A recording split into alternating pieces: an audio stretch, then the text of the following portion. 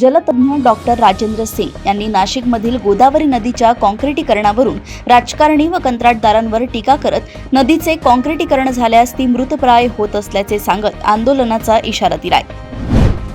अहिल्यानगर जिल्ह्यातील श्रीरामपूर तालुक्यातील हरेगाव वीज उपकेंद्रांतर्गत फिडरच्या 30 पोलवरील 10 लाख रुपये किमतीच्या ॲल्युमिनियम तारा व इतर साहित्य चोरट्यांनी लांबवलंय।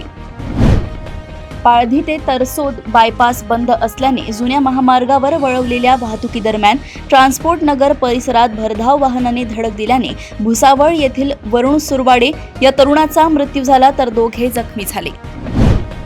धुळे शहरात माझी वसुंधरा अभियानांतर्गत पर्यावरणपूरक गणेशोत्सव साजरा करण्यासाठी महापालिकेने शाळांना प्लास्टिक थर्माकॉल टाळण्याचे आवाहन करत विजेत्या शाळांसाठी रोख बक्षिसे जाहीर केली आहेत।